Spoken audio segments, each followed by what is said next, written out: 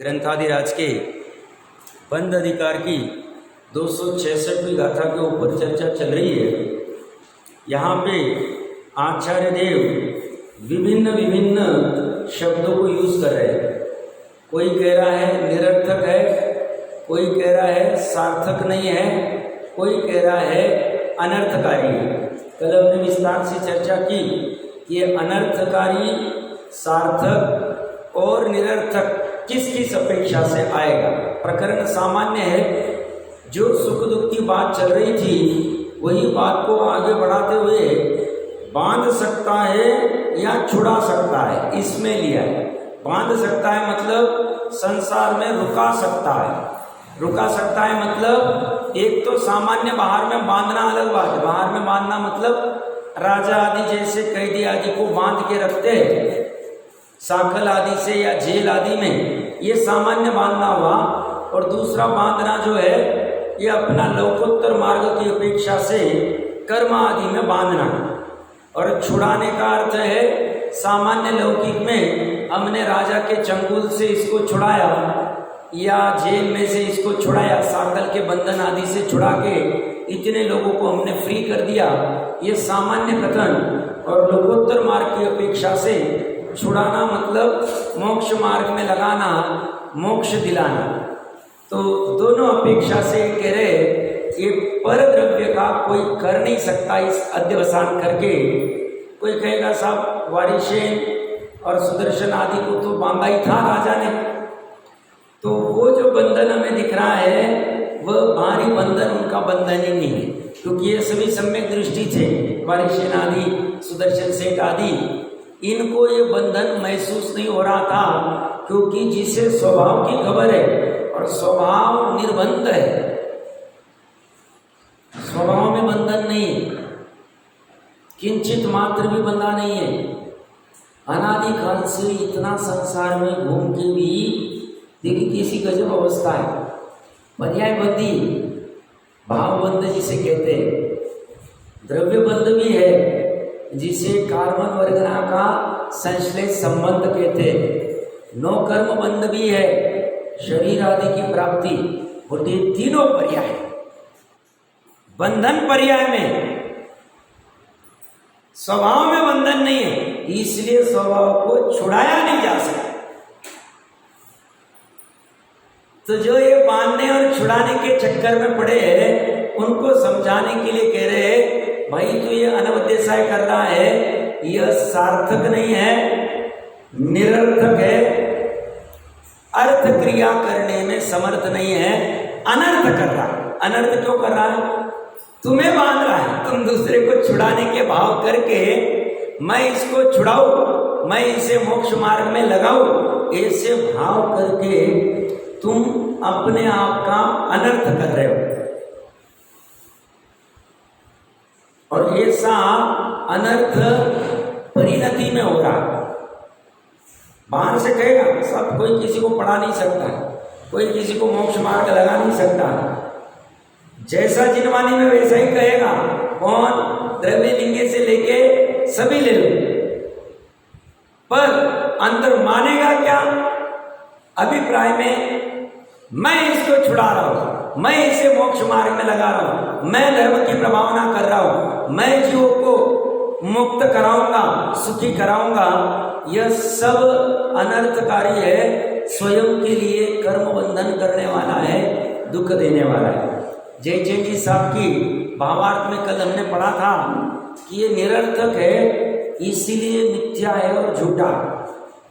कोई बहुत जिज्ञासु जीव होगा उसे निरर्थक क्यों कहा? जैसे कोई बच्चा बहुत महत्वपूर्ण पढ़ाई कर रहा है, परीक्षा दे रहा है लौकिक में, और एग्जाम का टाइम है, और उस समय में वह अगर अपने जूतों को पॉलिश करता बैठे या कोई अनावश्यक काम करता बैठे तो घर के बुजुर्ग लोग, समझदार लोग उसे डांटते, उसे कहते तू ये क्या कर रहा है, तेरी अभी 4 घंटे बाद परीक्षा है, कल तुझे एग्जाम देनी है और तू ये शू पॉलिश निरर्थक काम क्यों कर?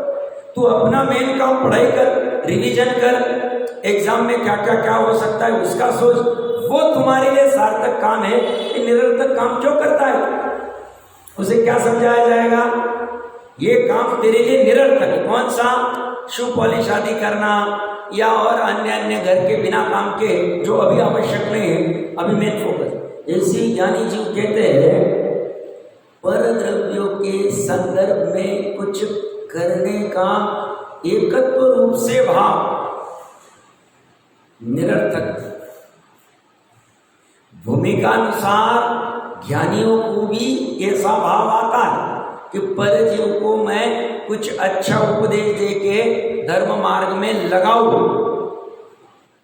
यहां मैं लगाऊं ये वचन मजबूरी में कहे जा रहे। श्रद्धा में ऐसा होता नहीं है, प्रतीति ऐसी होती नहीं है। उपदेश देने का राग उत्पन्न होता है, बट उस उपदेश का कर्तापना नहीं होता है, एक साथ चलता है। और अज्ञानी का ऐसा होने पाता है, वो निरर्थक कामों में व्यस्त है। उसे समझाया जाता है कि भाई ये छुड़ाने और बांधने के चक्कर से तुम दूर हो जाओ, तुम्हारे लिए निरर्थक कार्य है, क्योंकि तुम्हारे छुड़ाने और बांधने के भाव से सामने वाले का छूटाना या बंधना डिपेंड नहीं है, उसका छूटना उसके वितराग भाव पे, आगे की गाथा में चर्चा चलेगी, उसका बंधना उसके सराग भाव से, सराग और वितराग भाव उसके जैसे होगे वैसा उसका होगा। तुम यहाँ बैठे बैठे ये काम मत करो। दोनों में थीम में फर्क क्या नजर आ रही है? पीछे तो मैं दूसरे को सुखी दुखी नहीं कर सकता हूं, मैं दूसरे को जिला मरा नहीं सकता हूं, उस गाथाओं में और अभी की गाथा में क्या फर्क? अभी की ये गाथा और आगे की गाथा का भी मैंने थीम बता दिया। फर्क क्या है?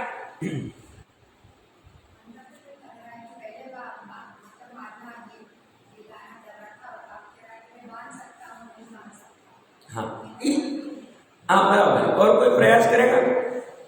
देखिए फर्क ये है, मारना और जिलाना आयु कर्म के उदय पे डिपेंड है। सुखी दुखी करना कर्म के उदय पे डिपेंड है, साता साता आदि वेदना का उदय के ऊपर है। और यहाँ क्या चर्चा चल रही है? यहाँ दूसरे को बांधना और छुड़ाना ये उसके भावों पे डिपेंड है। यहाँ उदय की बात नहीं है, यहाँ उसके वर्तमान भाव की बात कर रहे हैं। दोनों में फर्क है, समझना अच्छे से। फिर से एक बार बोलता हूँ, समझ में आ रहा है? महत्वपूर्ण चर्चा है। सुखी दुखी होना ये उसके पूर्व में जो कर्म बांधे थे उसके उदय पे डिपेंड है। अभी जीना मरना उसकी आयु जो बांध के आया था पूर्व भाव में, इस भाव में बांध नहीं सकते। इस भाव की आयु पूर्व भाव में बांध क्या है? उस जैसी बांधी है उस अनुसार चले, उसका उदय होगा तो रहेगी, क्षय हो गया तो कुछ भी करो बचेगा नहीं। वहां पे कर्म उदय की चर्चा है। यहाँ पे जो चर्चा चल रही है बांधने और छुड़ाने में, कि मैं इसको बांधू, मैं इसको छुड़ाऊं, इसको मतलब दूसरे जीव को, तो वो कहते हैं वो उसके कर्म उदय पे डिपेंड नहीं, उसके सराग वितराग भाव पे डिपेंड। वर्तमान में क्या भाव कर रहा है उसी से वो बंधेगा या छूटेगा। मतलब पूरा कवर कर लिया।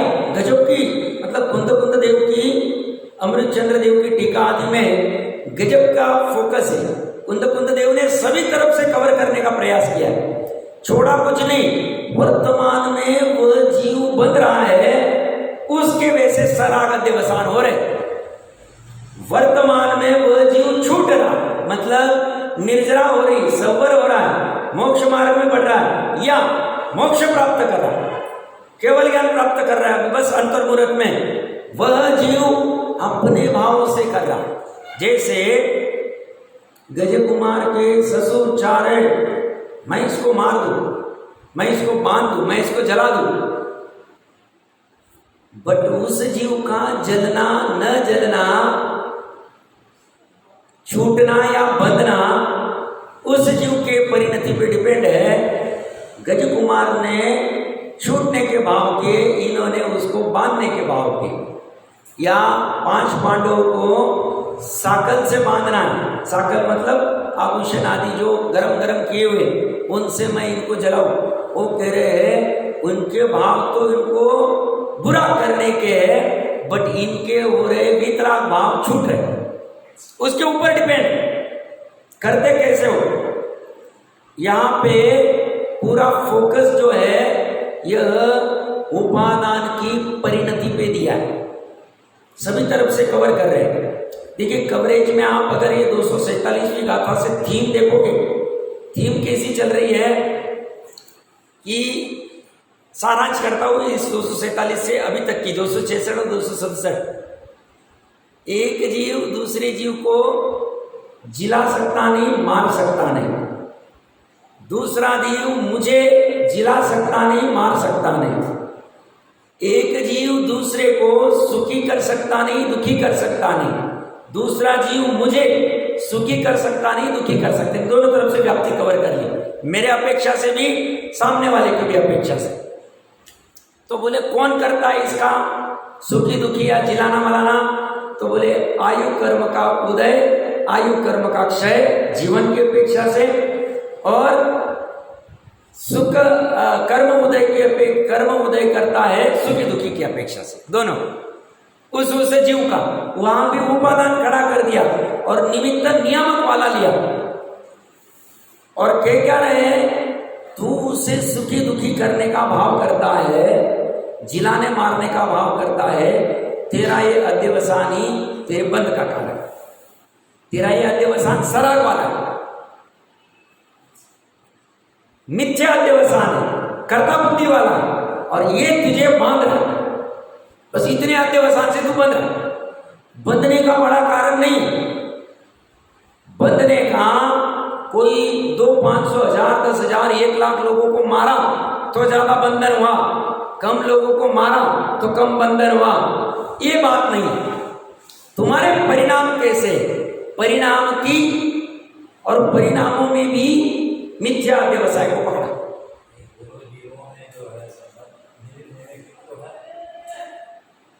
मेरे दुखी करने के भाव हुए और वो मान लो दुखी हो, उसका कर्म का उसको ऐसा हुआ, मेरा ऐसा कर्म हुआ, सबका। बट ऐसा फिर हर समय होना चाहिए था। अगर जब होगा नहीं होगा सबका। मैंने शब्द क्या यूज किया? नियामक निमित्त बोला मैंने, नियामक निमित्त नहीं। फिर आएगा वही तो बुद्धि तोड़ रहे हो।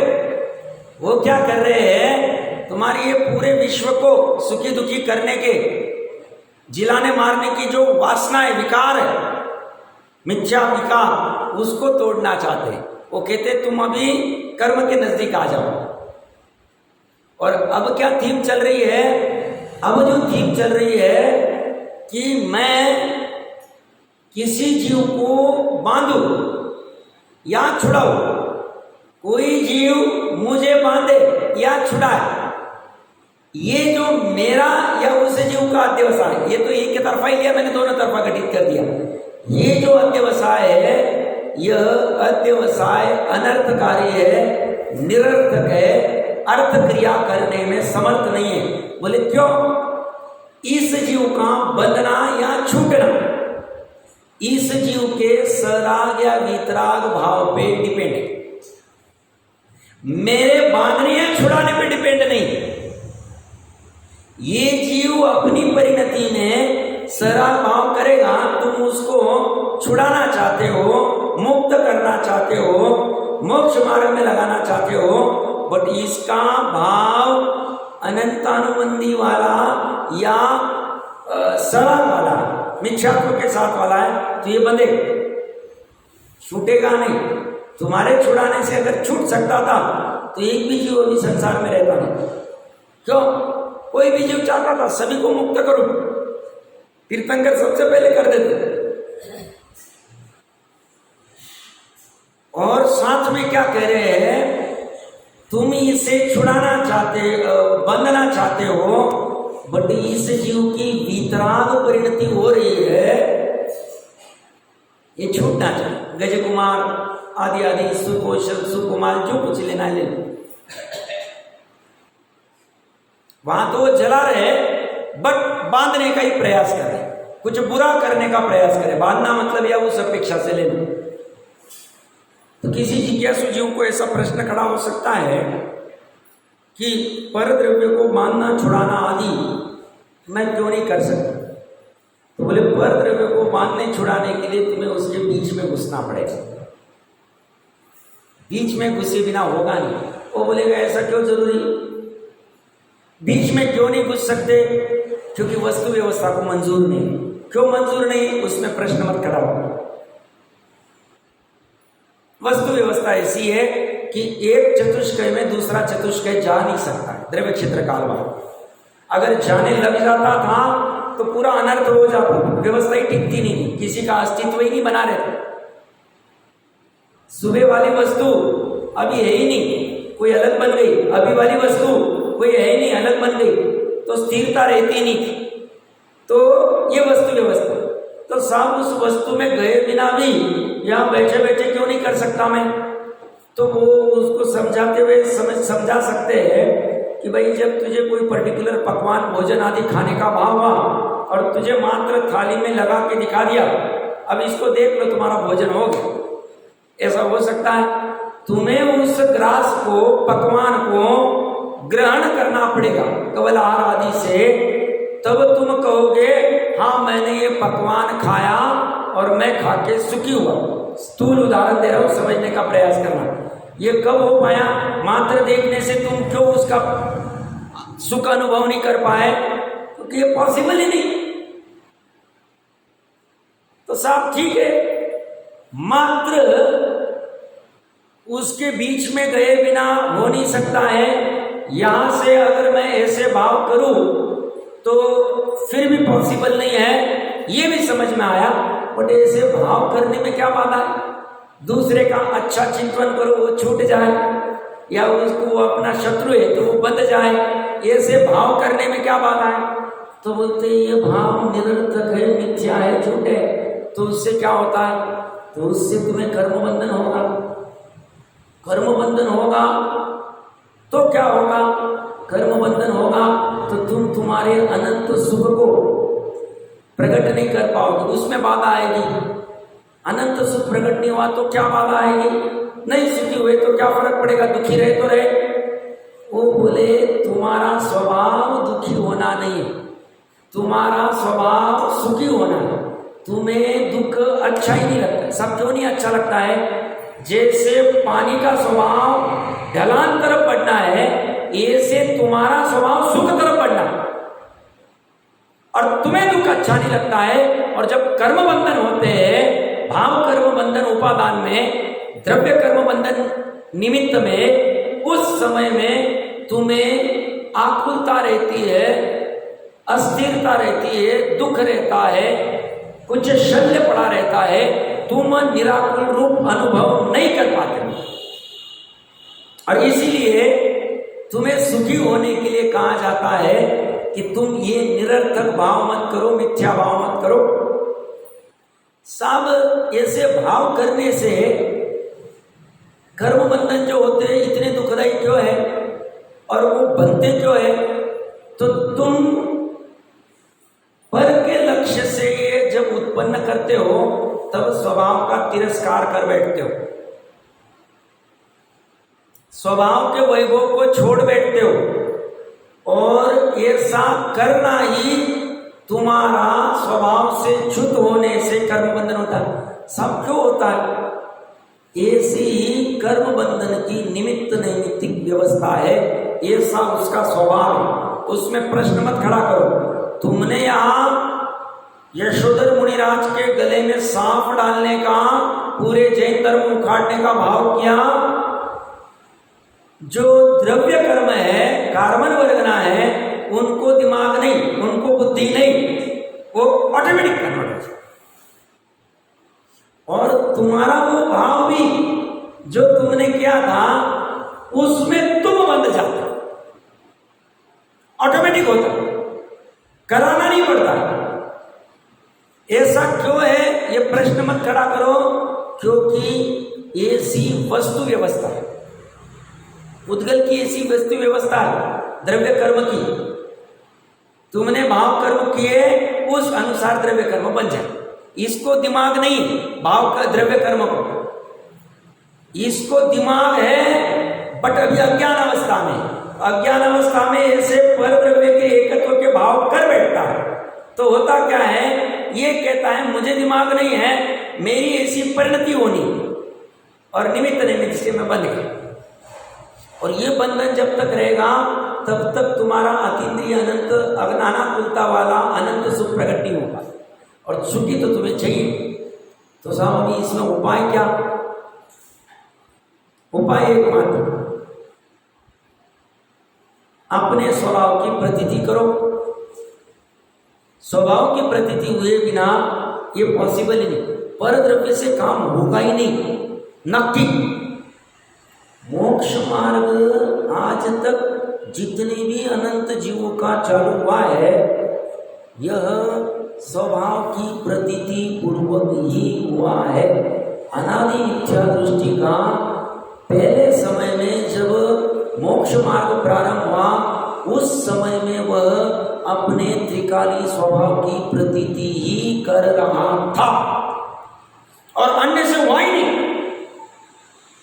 एक भी पर द्रव्य से हुआ नहीं। तीन लोक में ऐसा कोई द्रव्य नहीं जो मोक्ष मार्ग चलाने में मुझे समर्थ हो पाए। मेरा स्व का त्रिकाली स्वभाव छोड़, मेरा स्व का ध्रुव स्वभाव शुद्ध स्वभाव छोड़ के, और तीन लोक में कोई वस्तु नहीं, कोई कोहिनूर हीरा नहीं है, कोई ऐसी वस्तु नहीं है जो मुझे मोक्ष मार्ग में कदम डलवाने में समर्थ है। जब जब मोक्ष मार्ग में कदम पड़ेगा कोई भी जीव, उस समय में स्वभाव सन्मुखता होगी ही होगी, स्वभाव की प्रतीति होगी ही होगी। इससे दूसरा कोई उपाय नहीं, शॉर्टकट ही नहीं। तो अगर यही उपाय है तो फिर देरी किस बात? तो बोले देरी कुछ नहीं, वेद ज्ञान पूर्वक की प्रतीति होगी, श्रद्धा होगी, स्वभाव। वेद ज्ञान करो, वेद ज्ञान में एक तरफ स्व, दूसरी तरफ सभी पर।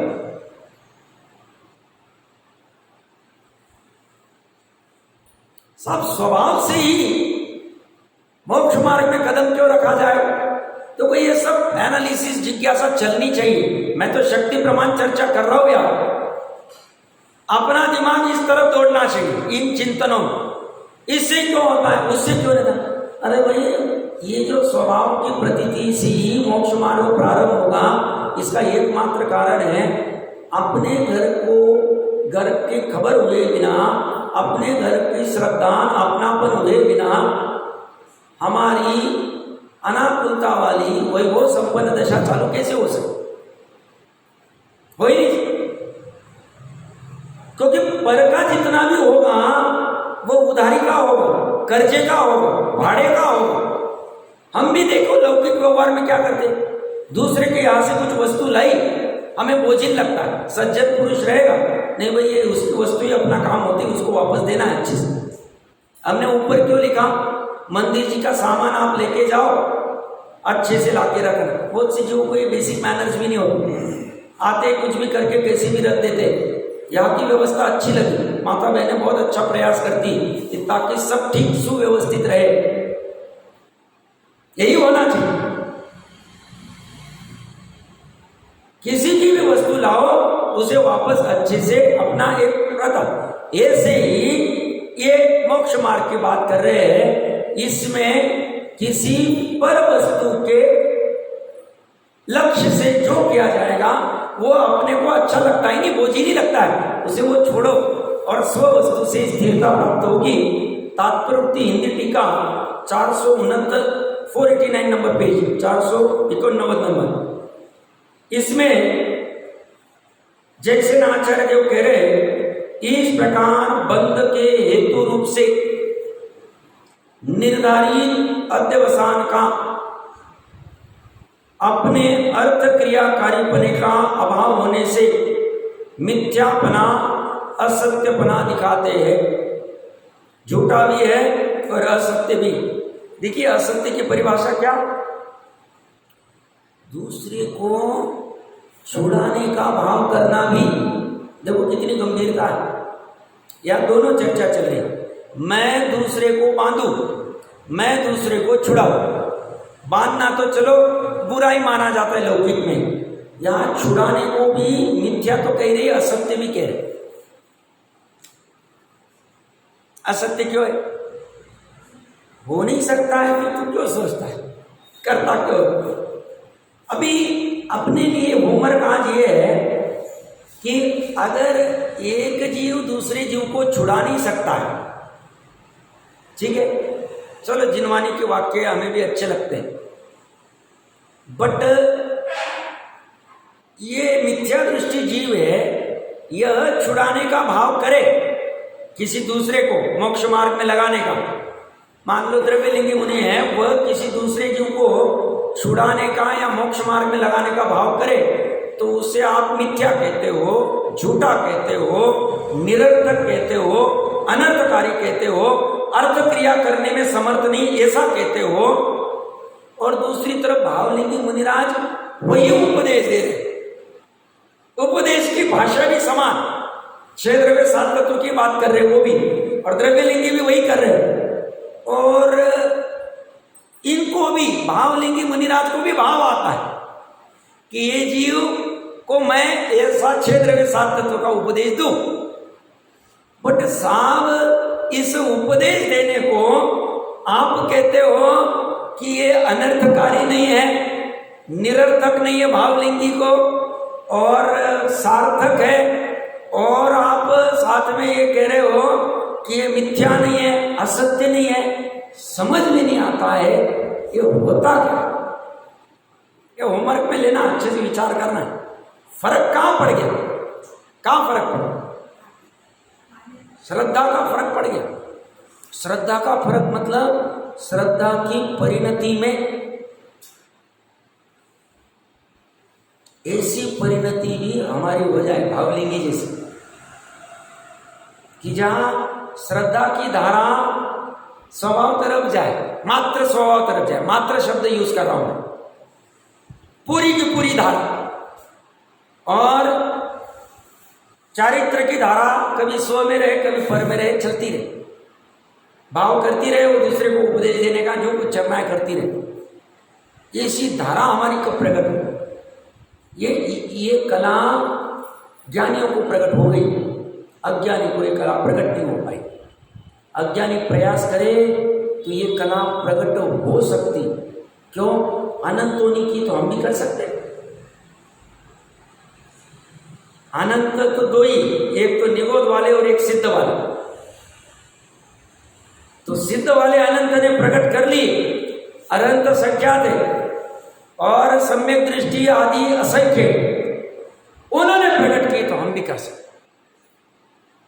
बस उसके लिए निरंतर भावना, निरंतर स्वाध्याय, निरंतर चिंतन। चिंतन क्या? अब ये टॉपिक के ऊपर जब तक भाव वासना नहीं हुए चिंतन कर सकते।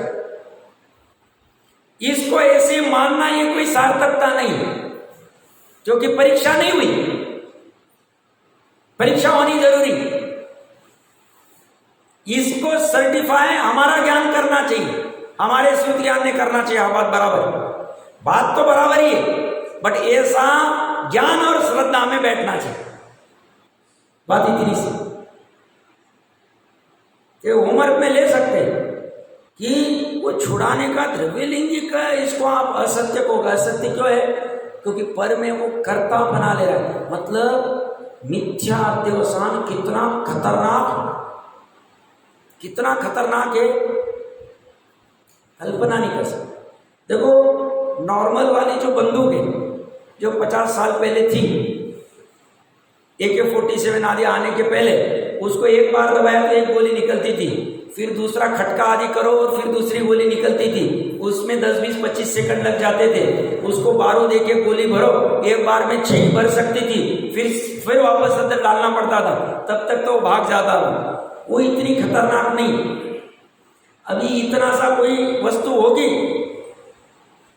जो आज की टेक्नोलॉजी वालों ने बनाई होगी, वो लाखों करोड़ों को मार सकती है। खतरनाकता का पैमाना, वो बंदूक तो कितनी लंबी है? 2 फीट 3 फीट की लंबी होगी, पुरानी वाली बंदूक कह रहा हूं मैं। और अभी वाली कितनी है? इतनी सी। पर खतरनाक कितनी हो सकती है कि जो लाखों को मार सकती है। ऐसे ही परिणाम कितने खतरनाक हो सकते, दोनों परिणाम शुभ है, पर फर्क बहुत है। ये फर्क जो पकड़ पाएगा मजा आ जाए, और जो नहीं पकड़ पाएगा वो प्रयास करेगा पकड़ लेगा। फिर से क्या कह रहा हूं मैं, सामने उदाहरण रखना, सरल उदाहरण।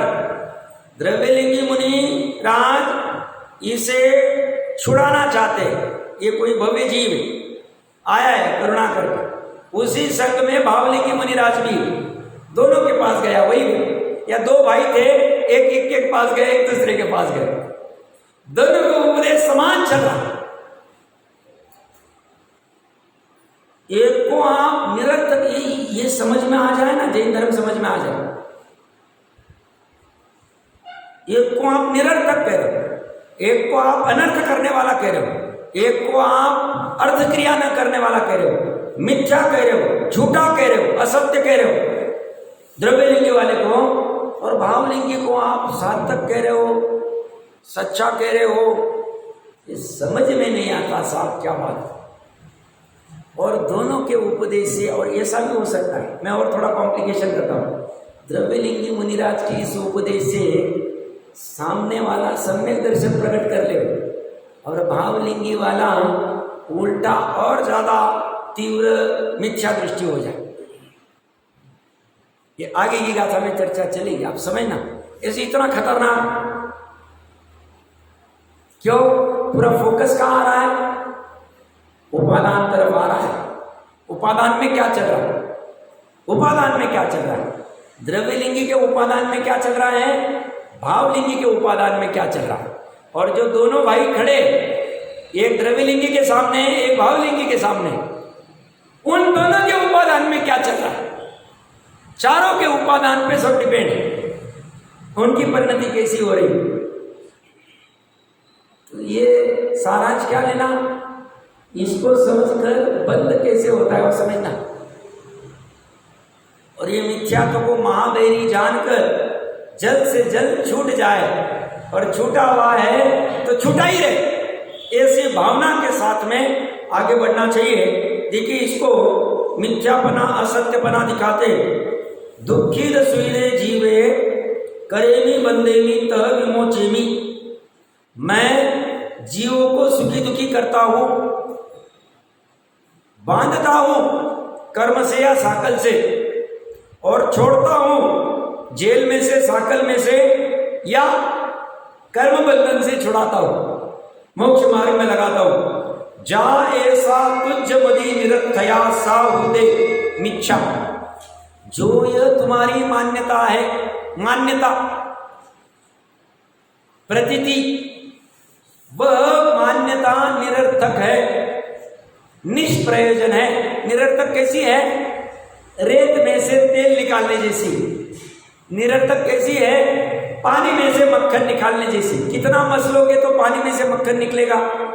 तो कितने ऐसे परिणाम करोगे कि जिससे सामने वाले का बंधनाएं छूटना हो जाएगा। एक बार पानी में से मक्खन निकल सकता है, कैसे, देह विक्रिया आदि करके कुछ बहुत करा सकते हैं, कल्पना कर रहे हो। तेल में से, रेत में से भी तेल निकल सकता है, बालू में से देव आदि विक्रिया करके कुछ चमत्कार बता सकते हैं, बट ये पॉसिबल नहीं है। ये चमत्कार कोई करा नहीं सकता है, देव भी नहीं करा सकता। उनके पास कितनी भी अनिमा महिमा आदि रिद्धियां हो, उनके पास ऐसी रिद्धि नहीं। उनके पास ऐसी रिद्धि रहती थी, समूह शरण में हाथ जोड़ के क्यों खड़े रहते, कितने असंख्य देव आते। समझना, महत्वपूर्ण बात कह रहा है। ये रिद्धि तो उनको हो सकती है कि रेत में से तेल निकाल के दे दिया साहब, देखो ये तुम बोलते हो नहीं निकलता, देखो मैंने दे दिया, पॉसिबल, चमत्कार करा। और पानी में से मक्खन निकाल दिया साहब, लो बनाओ, घी बनाओ। पर वो किसी को बांधने का तो छोड़ दो, छुड़ा भी नहीं सकते। सब बांधते तो ये असुर कुमार आदि तो ये सब नारक आदि में चल रहे। सामने वाले की वैसी, उस नरक में असंख्य नारकी है, असंख्य में से जिसको पीड़ा दे रहे हैं उस सामने वाले उपादान की वैसी योग्यता है कि इसके निमित्त से ही उसको पीड़ा हो, बाकी को नहीं होनी तो कोई परेशान नहीं कर रहा है उसको। इसको कोई नहीं कर रहा, समर्थ नहीं।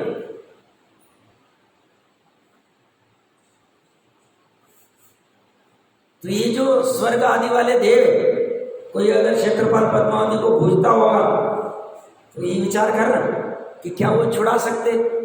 मैं 10 साल से पूछ रहा हूं, भज रहा हूं, मुझे छुड़ा दिया उन्होंने। सबसे पहले मैं उनको जाके बचता हूं। सुधा सुधा जी ने लिया रत्नाकंडक जी की लोक मूर्ता आदि, पहले मैं उसको जाके बचता हूं तो तेरे को छुड़ाया, छुड़ा नहीं सकता। क्यों? उपादान के वितराग और सराग भाव के ऊपर डिपेंड है। तो ये कह रहे हैं जो ये तुम्हारी मान्यता है वो मान्यता निरर्थक है, निष्प्रयोजन है, अपना प्रयोजन सार्थक करने में समर्थ नहीं। स्पष्ट रूप से दे अहो, उस कारण से मिथ्या, विपरीत और असत्य है। असत्य क्यों कहा? क्योंकि करने में समर्थ नहीं। आज तक एक भी जीव छुड़ा नहीं पाए। क्या कह रहा हूं? नीचे का कथन चल रहा है, आज तक अनंत जीव छूटे संसार से। मैं बनने की बात ही नहीं कर रहा, छूटने पे फोकस करते हैं। उसमें से एक भी जीव को दूसरा जीव छुड़ा नहीं पाए। सब छूटे तो दिखे, वो तो देखो वो आज समूह शरण में गए और उन्होंने मुनिपना लेके शपथ शक्ति चढ़ के केवल ज्ञान प्राप्त कर लिया। सब समूह शरण ने तो छुड़ा दिया।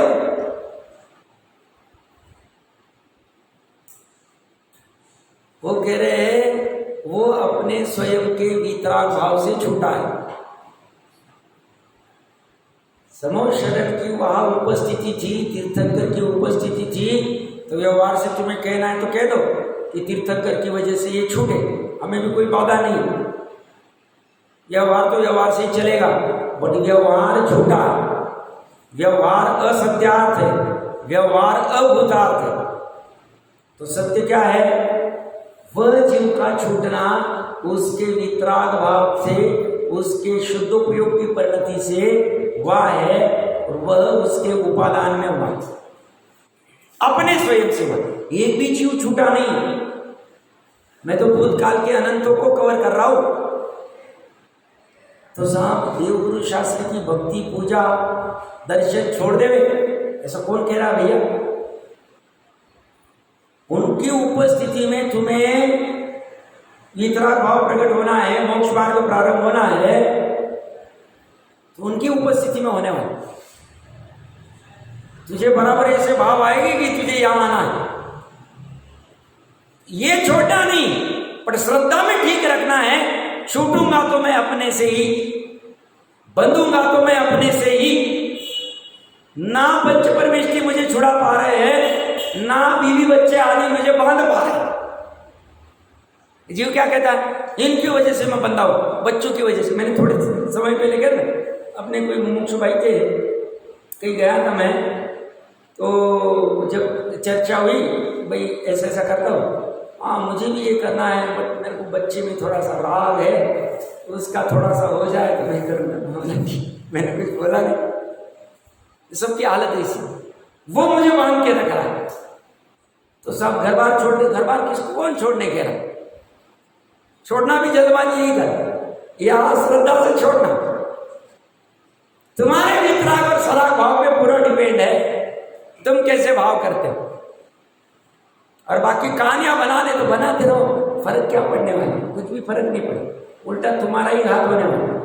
तुम ऐसी बड़ी बड़ी बातें करके कहोगे हाँ इनकी वजह से ऐसा नहीं हो रहा, उनकी वजह से मैं नहीं करूंगा तो कैसा मंदिर जी का चलेगा, मैं नहीं करूंगा तो घर का कैसे चलेगा, मैं नहीं करूंगा तो समाज का, इसलिए करना तो पड़ता है ना साहब, करना तो पड़ता है ना, इनकी वजह से मैं बंदा हूं, ऐसा तू कहेगा तो तू अनाचारी है, दुष्ट है। टोडरमल साहब के ऐसी अनीति जिन धर्म में संभव नहीं। जब निश्चय की चर्चा चलेगी तो बात ऐसी चलेगी। वो निमित्त रूप भले ही रहे, बहिरंग निमित्त रहे, वैसे तो है ही नहीं, क्योंकि निमित्त को तो खड़ा करे नहीं। हमने अभी तक किसको खड़ा किया है? कर्म उदय, और अभी खड़ा कर रहे हैं जीव का अध्यवसाय, और किसी को खड़ा नहीं कर रहे नजदीक, बाकी सब दूर हटे। ये कह रहे हैं बांधता है। गड़बड़ वाला काम। शुरू में स्वाध्याय की कमजोरी थी, मुझे भी ऐसे ही लगता था कि ये सब परिवार आदि वाले ही मुझे बांध के रख रहे।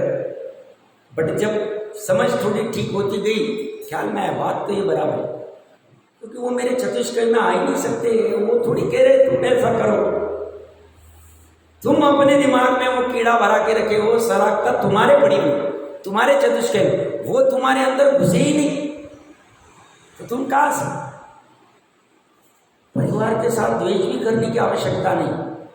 परिवार को अपने अपने आराम से रहने दो, उसके जितने कर्तव्य सहज में करो। देखा देखी पाश्चात्य वाले कर्तव्य कंडीशन नहीं, वो तो उनके। हमारी कंडीशन है स्थिरता हम देंगे, आजीविका कराएंगे, या माता बहनें होंगी तो रसोई आदि बना के दे देंगे, इतना कर्तव्य हम करें। उसके ऊपर हमारा कर्तव्य नहीं। भाई होंगे तो उसका कर्तव्य अन्न वस्त्र निवारा की व्यवस्था अच्छे से कर देना, बच्चों का जो भी लौकिक आजीविका का कार्य हो सकता है, पढ़ाई आदि वो सब करा देना। माता बहनों का अपना कर्तव्य घर का भोजन पान आदि जो भी बेसिक व्यवस्था है, शुद्धि आदि अच्छे से देख के उतना करते वो करे। बाकी के ऊपर हमारी कोई कंडीशन नहीं, बाइंडिंग नहीं। कहां से लेके आए वो पाश्चात्य संस्कृति?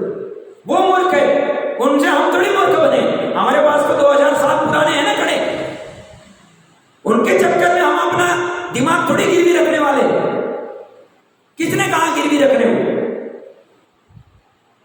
अच्छे से बुद्धि लगाओ और पूरा फोकस फिर जोर यहां पे दो इसे समझने में, इसके ऊपर चिंतन करने में कि क्योंकि सात तत्वों को समझे बिना वो ज्योति प्रकट कैसे होगी? प्रकरण वही चल रहा। 9 तत्व को 7 तत्व को तो ये कह रहे हैं कोई मुझे बांधे कोई मुझे छुड़ाए, ऐसी बात नहीं, ये बात ही नहीं। तो ये किस कारण से मिथ्या है? क्योंकि आपके अध्यवसान होने पर भी पर जीवों के साता असाता के उदय के अभाव के कारण उनको सुख दुख का अभाव होता है। पर के साता का अभाव है तो सुख का अभाव है, पर के असाता का अभाव है तो दुख का अभाव है। तुम क्या कर सकते हो? तुम कितना प्रयास करते हो सुखी करने का, मित्र को सुखी करना है, उसको हर 3 दिन में मैसेज भेजोगे तो वो कैसे भ्रम खड़े कर दे। उसको बर्थडे विश करोगे तो वो सुखी हो जाएगा, उसको एनिवर्सरी विश करोगे तो वो सुखी हो जाएगा। तुमने अपने उपयोग को उलझा दिया। देखा देखिए अपना दिमाग लगाया नहीं, मैं करूंगा तो फिर वो भी मुझे करेगा सुखी करने के लिए। तुमने उसको हर 4 दिन में कुछ मैसेज, अरे 8 दिन हो गए बात नहीं की, उसके बात करेंगे तो ऐसे झमेले तुम एक के बाद एक ऐसा एक व्यक्ति के साथ वहां ऐसे 10, 20, 50, 100 के इतने उलझ गए तुम्हारे लिए समय नहीं रहा। और तुम कहते हैं साहब तुम्हें क्या पता गृहस्थी कैसे करना? हाँ भाई हमें नहीं पता है क्या कर।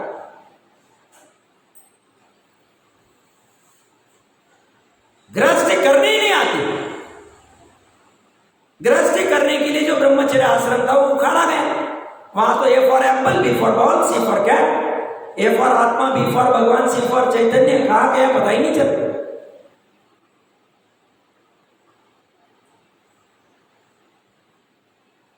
तो वो दूसरे से हो, अपने से कहा जो तुम कितनी भी उसको वस्तुएं लाके दे दो बच्चे, उसके असाता का उदय होगा, साता का अभाव होगा, दुखी हो जाए।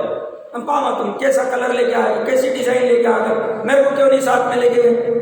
अरे भैया इतना भी ये करके लाया तो फिर भी ये कर रहा है। तुम कर नहीं सकते सुखी तो लाना नहीं क्या साहब? ऐसा कौन कह रहा है? भूमिका अनुसार तुमको जो करना है वो करो। मान्यता में ये रखो कि ये वस्तु करने से मैं इसको सुखी कर दूंगा, ये तुम्हारा भ्रम। और उस भ्रम को जितना जल्दी दूर करोगे उतना कल्याण हो।